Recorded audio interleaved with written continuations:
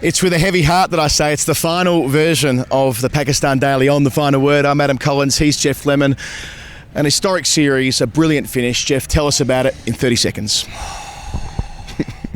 None for 73 when Pakistan resumed this morning, chasing 351. Abdullah Shafiq out early. Cameron Green got a wicket caught behind. Azhar Ali went controversially. Only 2 wickets, though, in the long first session. After lunch, they might be going for it. 2 for 142. And then the big wicket, Imam Ul-Haq goes. They go through till after tea. Well, a couple go quickly. Cummins gets Fawad Alam, then Mohammad Rizwan. After tea, it's Babar Azam. Can he hang on? No, he can't. Nathan Lyon provides a catch to Steve Smith at slip. The rest fall away quickly. They lose by 115. 235 they got bowled out for. Nicely done. Hey, let's start with a Nathan Lyon love-in, I think. 5 for 83, but I mean, forget about the figures. The way he bowled today, we know that Nathan has had well-documented issues bowling in the fourth innings recently. Occasionally unlucky, probably sometimes the pressure got to him, although I'm sure he never admit it. This has been going on for a couple of years now, probably since Headingley 2019, if we want to pinpoint the turning point in his career.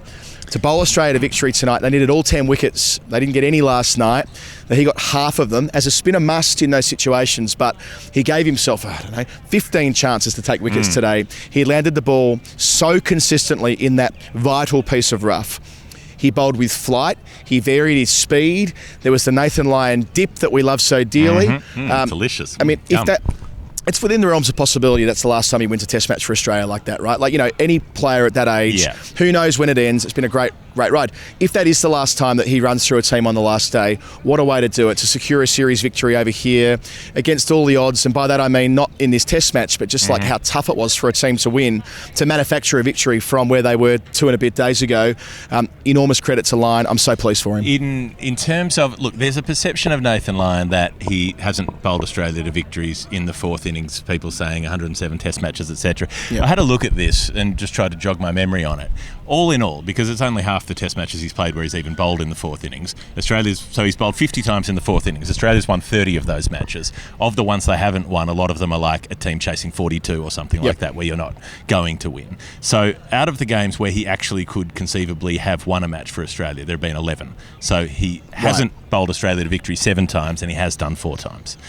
So the criticism is potentially valid that there have been a few times when it hasn't happened. This is more recently, isn't it? It is a few times. Yeah. It's literally, and one of those is the South Africa one where Matthew Wade dropped all the catches way back when. Sure. And then there are the few recently, Headingley, Sydney, Brisbane, etc. So that stacks up. That makes 7 to 4, which it's not an awesome ratio, but it's also not a terrible ratio. So that's 4 different times in the fourth innings where he's taken 5 wickets or more and bowled Australia to victory. Birmingham in the Ashes, the New Zealand game at Sydney, Adelaide against India, and this one here. Yeah, I think it's really a modern thing. He bowled really well in the fourth innings, I thought, between 2014 and 2019. It's just kind of, I'm not saying it's the tail end of his career, but this most recent stretch of his career when it's been a bother. So, I reckon it would have been a tough night's sleep for him, knowing that if he had have not cleared the hurdle today, that's Paul Wave articulating. If it didn't go well today, there probably would be questions asked about where he would fit in the Australian team away from home into the future. But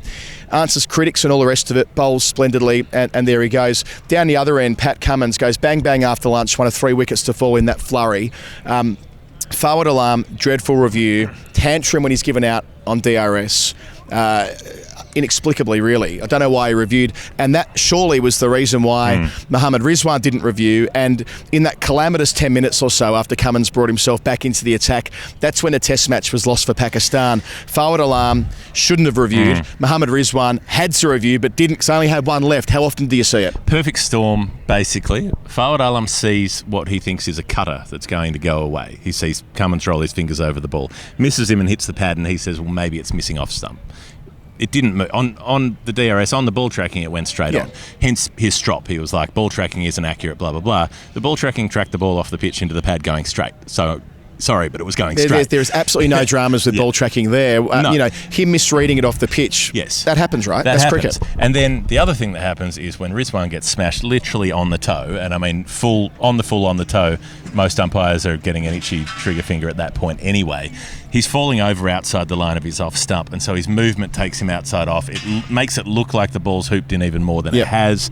The umpire thinks it's hit in line. Rizwan doesn't know. All he knows is he's been smashed on the foot, and that's not usually good. And Babar Azam is standing off to the right of the umpire and has to gauge the line and says, let's not burn our last review on one that's hit you on the foot, presumably in front of off stump. It hasn't hit him in front of off stump, it's hit him a few inches outside off stump. So he would have been reprieved if he had reviewed. Didn't, because they'd already used 2, and they didn't have a good run with the reviews, put it that way. Yeah, and the wheels are off by that stage. There was some brief resistance after tee. There was 46 put on between Babar Azam and Sajid Khan, coming in at number 7, at least one spot too high. But then Lyon again, caught by Smith, who'd put down chances through the series. Snaffle's a crucial one, not only because it was Babar Azam, but because of the 4 or 5 overs that Pakistan had after tee. They had belief, especially when Babar was striking boundaries. They're thinking, well, okay, maybe this could be the kind of afternoon where we get settled, where 2 guys can bat for a couple of hours and we can salvage this. But instead, it's Smith moving fast to his left. A lot of scrutiny over him at first slip from the spinners, especially in recent days and recent weeks. And when it mattered most, there he was. And that's the sign of a serious champion cricketer, which Smith clearly is. And likewise, Lyon, for finding that a bit of natural variation, I suppose, one going straight out of the same footmarks to Babar Azam. It was always going to take something special to get him. It always does. And so it was. And from there, it was all over in about 45 minutes. Yeah, it didn't take long from that point. Particularly notable with the Smith catch that it was off the spinner to his left and low, exactly where all of the others have gone past him off the spinners in this series. Snared it just above the turf. Beautiful take, really, and that was evidence of Lyon's quality, that he was able to get the best player in the opposition out as well. So Cummins gets it right with the ball. We've remarked upon that already. And by the way, at the end, I mean, we'll jump to the end first and say that I love him giving Mitch Swepson the chance to finish the Test match when Pakistan are 9 down. Doesn't work in the first over. Did nothing wrong really, but goes, actually, boys, I'm just going to take my baggy green off. Pat's turn. 1 ball, Naseem Shah loses. Was it leg and middle or off and middle? I was calling. It was hard to tell from where I was which stumps that were out. But either way, it was a beautiful piece of bowling, splayed on the turf, and what an emphatic way to win the series. But go back to the start of the day. I think the most impressive part of the most impressive part of what Cummins did as captain today was, well, how he used and didn't use Stark, but how he used Cameron Green off the top.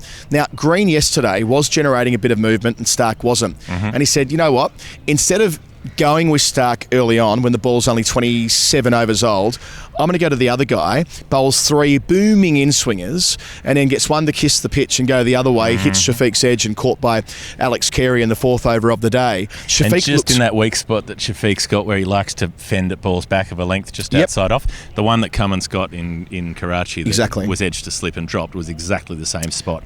Pushed at the same ball, gone the same way. I would have thought 99 times out of 100 it's Cummins and Stark starting, but again, you know, Cummins has got the Midas touch at the moment as captain. He had it all summer against England. Whenever he made a bowling change, seemingly it resulted in a wicket. Well, that was bang on with Green, and then Green was barely sided after that. You know, he played his role, got the wicket, and in comes the spinner rotation, and they're patient with Lyon. They let him bowl a marathon spell from our Waka Yunus end here. Backing Lyon to do what he needed to do while rotating the bowlers from the pavilion end. And, you know, yes, they only got 2 in the first session. The second one was the most controversial of the day. Perhaps we should turn to that now. That was Lyon's first through Azhar Ali. Technology, so much pressure on poor old third umpire Asif Yaqub, only standing in his second game or upstairs for his second game. I know that we bang on about this a lot, but please let this be the catalyst for specialist TV umpires. I don't think he did anything wrong. I just don't think he was backed into a corner. What could he do? Like, he couldn't sort of overturn the spike and go, well, I just don't think it was something else. He was put in a parlour situation where, did Azhar Ali hit it? Who bloody knows? So who knows? The way it pans out, if you didn't see it, Azhar Ali plays a sweep shot into the pad, pops up to slip. Umpire says not out. So it wasn't even that big an appeal. The Australians were like, yeah. Smith was pretty keen on it. Yeah. Smith likes it, all right? Smith likes it because he hasn't taken a slips catch all series and he wants to get one. So what Smith wants, Smith gets. He's the guy who walks off when it starts raining and walks off 2 minutes before the tea break. I think more of them than Smith liked it, but I like your narrative. Continue. Yeah, look, it's all about spinning the narrative. So, okay, they go to DRS, and what you have is, before the ball passes the bat, there's that little bit of wobbly background noise stuff, and as it passes the bat, there's a little bobble, and then there are more bobbles after it passes the bat, and somehow one of those bobbles is supposed to be the ball hitting the bat. I don't think it was, just from what I've seen in terms of how sound waves work and how the visual representation of sound works. When you get ball on bat, there's almost always an actual spike, and the reason it's described as a spike is it's a little pokey line that goes up and down because it's a sharp sound. Even if it's a tiny nick, there's a little sharp bit, and this wasn't sharp. This was a broader sort of thing that usually indicates background noise. His back knees on the turf, pads scraping along the turf, could be any of these things. And so I think someone who actually was trained in reading sound graphs would say that's probably not bat on ball. Yeah. But the third umpire is screwed. If the Exactly. third umpire says no, then screenshots of that go up on social media across the world with the bobble on the thing, the ball next to the bat, and they say, why did this guy give the wrong decision? We didn't give the wrong decision, but he had to overturn the umpire's not out, and that's where I think he probably did make the wrong call. There wasn't enough on that to overturn not out. Yeah, But it's purely 6-1. And this is it. It's 6-1, and as usual, the loudest voices on Twitter. You can ignore all of those. I mean, he was in an impossible situation because by sheer coincidence, the ball is right next to the edge when that bobble's there, and when that rumble, you might want to call it, is there. He really didn't have a choice. So our point on radio, and we'll continue banging away, that we need people interpreting the technology who have been doing it for a lifetime, not guys who are fabulous umpires. I'm sure Asif Yaqub's a great umpire. Otherwise, why would he be in this job for a test match? Let him be in the middle and let a group of umpires sit in a bunker in Dubai where they do all international cricket. It'll lower emissions as well. It'll mean there's consistency with the interpretation of technology. If we know who these 8 or 12 people are, there'll be a consistency of purpose around decisions being made. We will know if in a situation like that, if they don't give it out, they'll explain to us why, and it'll be the same third umpire next time making the decision, and we'll know why they've made it the same way again. There'll be consistency there, and the other part of it is that there are technicians who know how to run this stuff, who are not umpires, they're not the TV directors. Part of what was happening on that TV broadcast was the third umpire was trying to get a part of the sound graph, I think, after the ball had gone past or before, and couldn't get it. He kept asking the TV director to show me frames before or after what you're showing me, and didn't get shown those frames, and thus couldn't make a comparison that there was already disturbance on the line. But there were other bits of disturbance on the line, even in the bit that we saw. So third umpire couldn't have done anything else really, but I think that was probably not out, and I think had Azhar Ali been able to bat on, maybe Pakistan get in a better position. Most likely they end up getting bowled out anyway, but who knows? Yeah, I think when Imam got out, it was the real turning point, wasn't it? He made 70 really good runs. Really pumped for him. The twin tons at Rawalpindi really well. Came out of the crease to get into the foot marks. That's not easy to do. But also stayed back. So Lyon was bowling outside his leg stump and getting it to jump, and he was hanging right back and dropping those balls down with the softest hands, and then coming down the pitch to get to the pitch of the ball. He was doing everything right. And I admired Lyon, by the way, bowling over the wicket for long stretches of time to the left-handers and kind of picking his side of the wicket almost. Going, no. Right or left, I'm going to aim at that foot mark right there, and I'm going to be a handful whether you're a left-hander or a right-hander. So, credit to Lyon for the dismissal, inside edge onto the pad.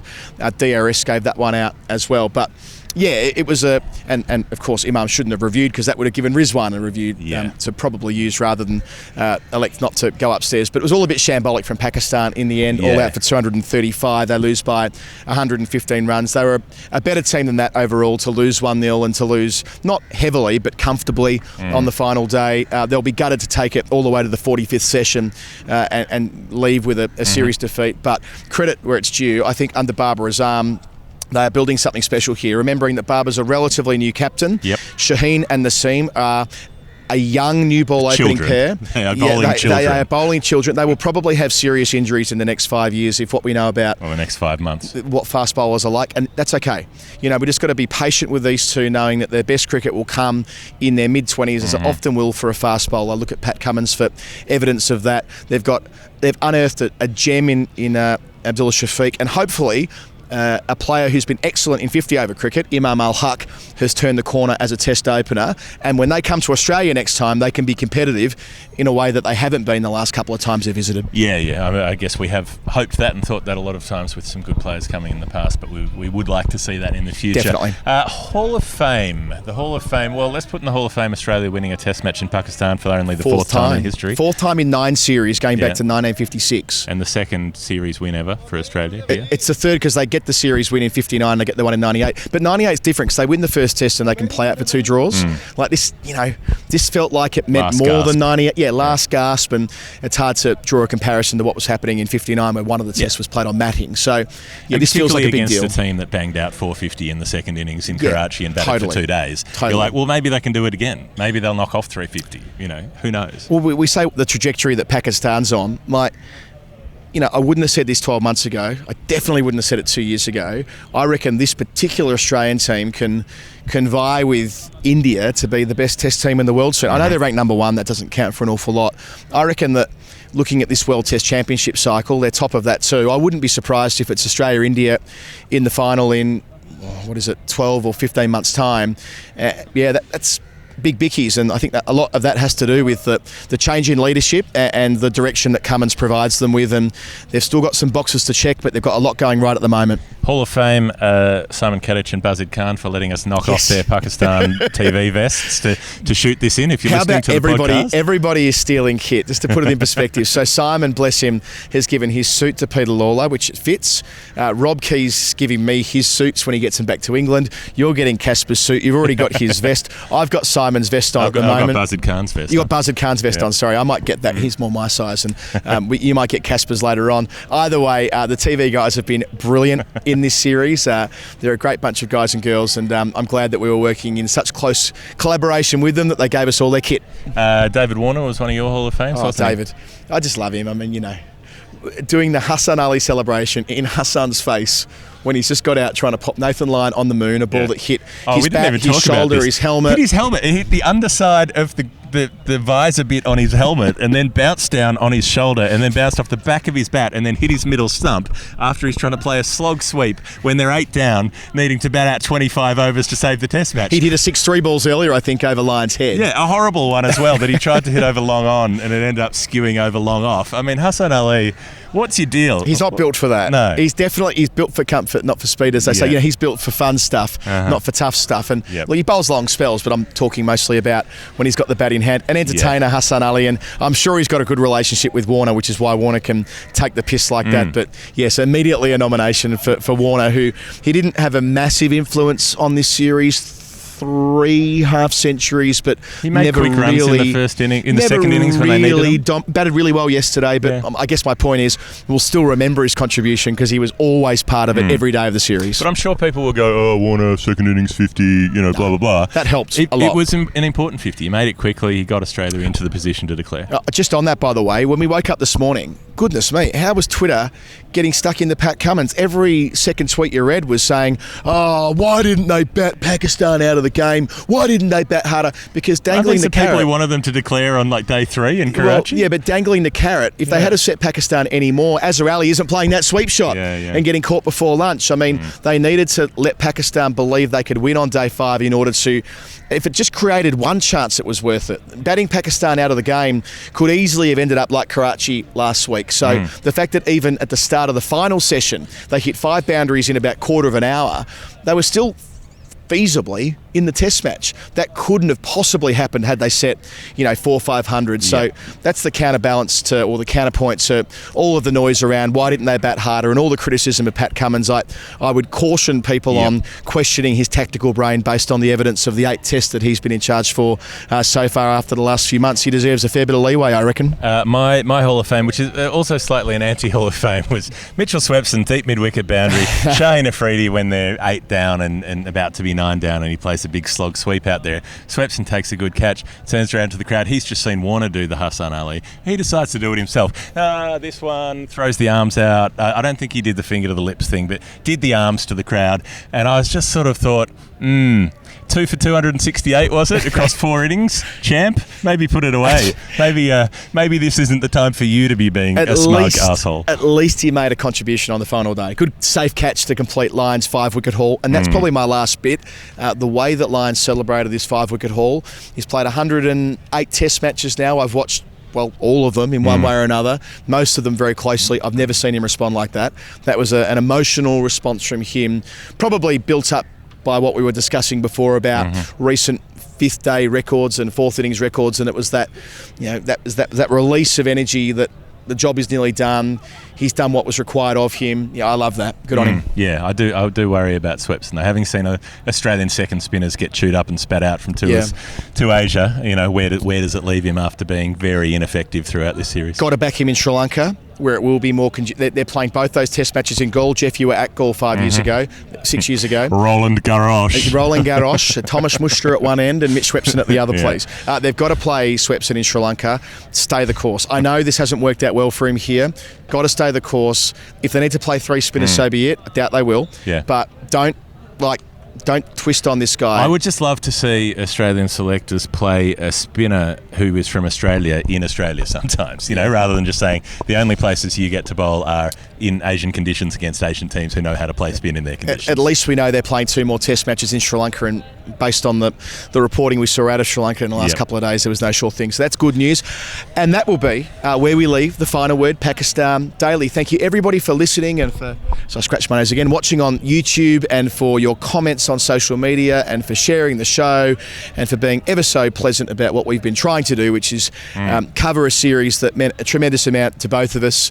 It's been played in great spirit. It's been covered in great spirit. Thank you to our colleagues from the Pakistan Media Pack, to everybody who's been just wonderful in welcoming us, taking us out for dinner and for lunch, and for making everything so easy for us on a tour that could have been hard but wasn't. I can't wait to return. I know you feel the same way. I know the half a dozen Australian journos who came out for this series. We're all going to come back. We're all going to be effectively ambassadors for our colleagues to join us on future tours. Yeah, I think all of that is exactly spot on. We're very grateful for everything, and it's been a pleasure to be here. Here's a couple of them here, by the way.